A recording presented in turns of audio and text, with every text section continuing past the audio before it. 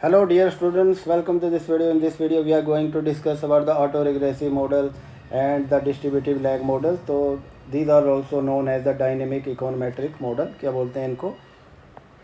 Dynamic econometric model के नाम से भी जाने जाते हैं.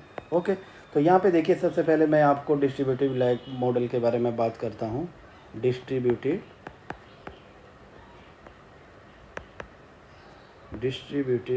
Lag model.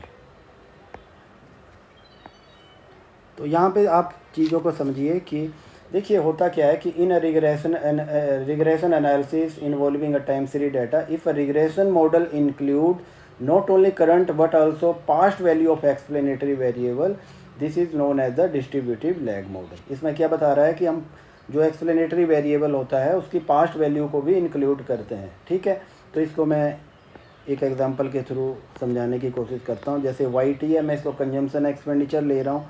ठीक है, ये अल्फ़ा हमारा इंटरसेप्ट आ गया, ये बीटा नोट हमारा अब आपकी करंट इनकम पे डिपेंड कर रहा है आपका consumption.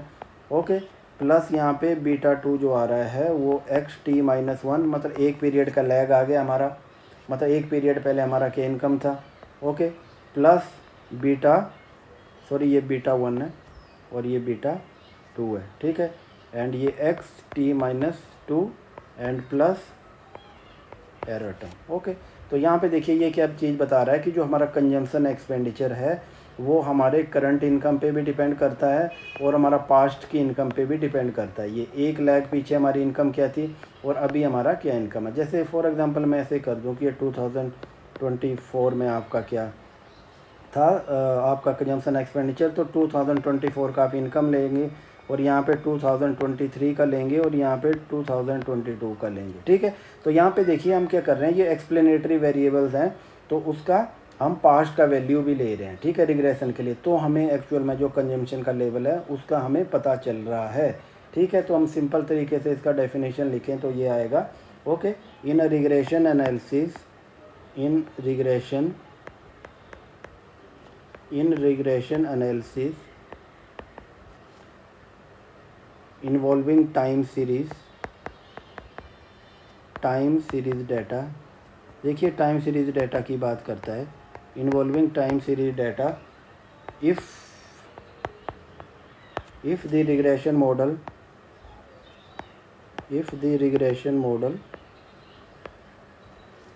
includes not only current but also the past या lagged past value of explanatory variable. ठीक है, ठीक है, तो ये चीज़ आपको ध्यान रखनी है. जैसे मैंने आपको ऊपर बताया किस तरह से हमारा जो करंट कंजम्पशन है, ये हमारा करंट कंजम्पशन है, तो ये किस तरह हमारे पास्ट में जो हमारी इनकम थी उन पे डिपेंड कर रहा है अलग अलग ईयर की. ठीक है, तो ये क्या बन गया, डिस्ट्रीब्यूटेड लैग मॉडल बन गया. This is very important in time series analysis. Okay, and moving on, next we are going to discuss about the autoregressive model. What is the autoregressive model? This is also very important. If a model include one or more lag variable or dependent variable among its explanatory variable, तो यहाँ पे क्या हो गया, dependent variable becomes the explanatory variable or the past value of dependent variable are treated as the explanatory variable. ठीक है, तो यहाँ पे हम क्या डिस्कस करेंगे, autoregressive model.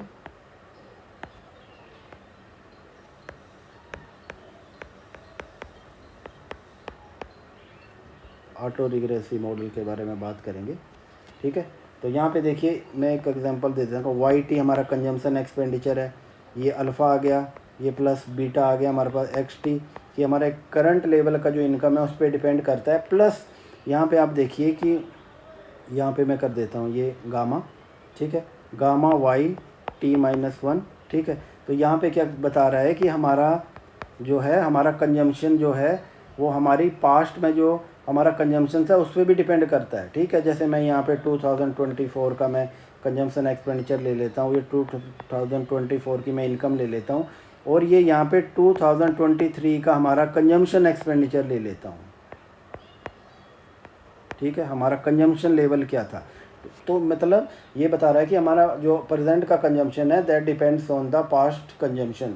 ओके, तो ये भी काफ़ी इंपॉर्टेंट है। जैसे कई बार होता है कि हम किसी कंपनी का प्रॉफिट को हमें प्रिडिक्ट करना है, या शेयर मार्केट में किसी शेयर की जो प्राइस को प्रिडिक्ट करना है, तो हम based on the past price या पास्ट वैल्यू के बेसिस पे हम उसको प्रिडिक्ट करते हैं।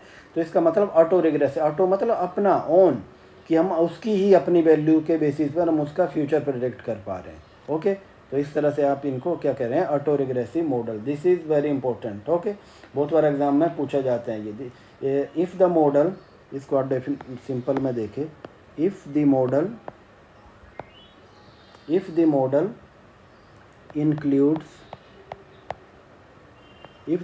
includes one or more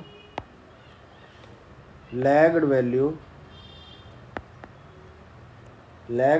of dependent variable, यहाँ कंजम्पशन डिपेंडेंट वेरिएबल है, dependent variable among its explanatory variable,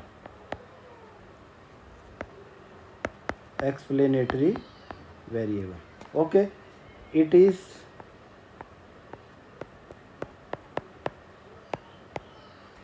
known as the auto regressive model. Okay, तो यहाँ पे देखिए जो डिपेंडेंट वेरिएबल है वही हमारा एक्सप्लेनेटरी वेरिएबल यहाँ पे बन रहा है, तो ये चीज़ आपको ध्यान रखनी है। ठीक है, तो यहाँ पे देखिए कि डिस्ट्रीब्यूटिव मॉडल ये इन्फिनाइट भी हो सकता है। ठीक है, तो यहाँ पे देखिए हमें यहाँ पे देखना है कि जैसे मैं एक रिग्रेशन मॉडल लिख रहा हूँ, यहाँ पे डिस्ट्रीब्यूटिव रिग्रेशन मॉडल लिख रहा हूँ, तो उसको आप किस तरह से अलग अलग तरीके से आप उसको एक्सप्लेन कर सकते हैं। ठीक है, तो यहाँ पे देखिए कि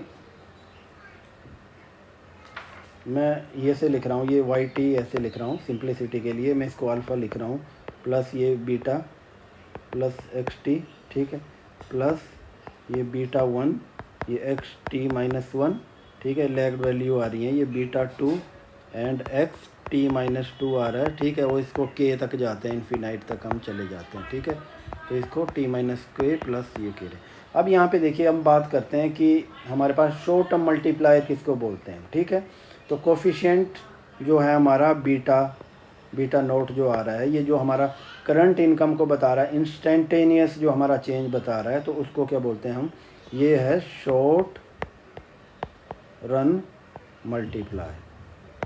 ठीक है, इसको शॉर्ट रन मल्टीप्लायर के नाम से जाना जाता है। ठीक है, इसमें और जो हमारा जो टोटल आ जाएगा, जैसे हम क्या कर रहे हैं, हम पूरा सिग्मा ले लेते हैं यहाँ पे, सिग्मा आई 0 टू के जो हमारा जाता है, और ये बीटा आई, तो इस किसके इक्वल हो जाएगा, ये हो जाएगा beta 0 plus beta 1 plus beta 2, और ये बीटा के तक जाएगा। ठीक है, तो इसको हम क्या कर देंगे, इसको बीटा के इससे कर देंगे, तो इसको क्या कहेंगे हम, लॉन्ग रन या डिस्ट्रीब्यूटिव लैग मल्टीप्लायर। ठीक है, इसको कहेंगे हम लॉन्ग रन मल्टीप्लायर, कि हमने जितने भी हमारे पास कोफिशिएंट आए थे हमने उन सबको ऐड कर दिया। ठीक है, अब देखिए हम मल्टीप्लायर को एक स्टैंडर्डाइज फॉर्म में भी लिख सकते हैं। ठीक है, तो यहाँ पे देखिए जितने भी सारे थे हमारे, उसको हम बीटा के, जितना भी हमारा टोटल हुआ वो उसको हम बीटा से डिनोट कर रहे हैं। ठीक है, तो हमें एक स्पेसिफिक पर्टिकुलर पीरियड का हमें मल्टीप्लायर निकाल रहे हैं। ठीक है, तो इसको कैसे निकालेंगे,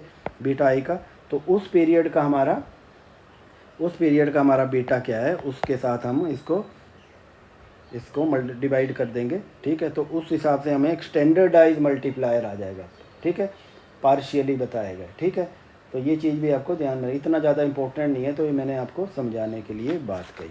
ठीक है, तो देखिए ये हमने पढ़ लिया यहाँ पे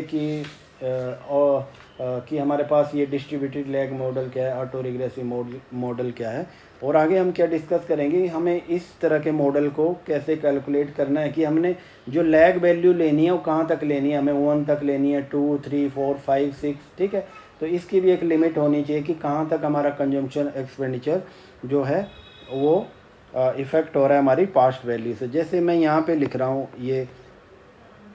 ये कंजम्पशन लिख रहा हूँ। ठीक है, तो इसको मैं अल्फ़ा लिख रहा हूँ, प्लस ये बीटा नोट एक्स टी लिख रहा हूँ, and plus beta 1 x T minus one लिख रहा हूँ, तो देखिए मैं इस तरह से बीटा टू लिख देता हूँ, एक्स टी माइनस टू लिख रहा हूँ। तो देखिए अब मुझे कहाँ तक लेना है, जो हमें इनकम का जो वैल्यू ले रहे हैं हम, पास्ट की इनकम का जो वैल्यू ले रहे हैं हम, कहाँ तक हमें जाना है, ठीक है, हमारा एक एंड पॉइंट कहाँ पे होगा, ठीक है। तो उसका हमें पता कैसे चलता है, उसके लिए हमारे पास डिफरेंट काइंड ऑफ मेथड है, जैसे हैडॉक एस्टिमेशन आ गया, ठीक है, फिर कोएक अप्रोच है हमारे पास डिस्ट्रीब्यूटिव लैग मॉडल की, तो उनके थ्रू हम ये जानने की कोशिश करेंगे, ठीक है। तो हम नेक्स्ट वीडियो में डिस्कस करेंगे haddock estimation of distributed lag model. Okay, thanks for watching.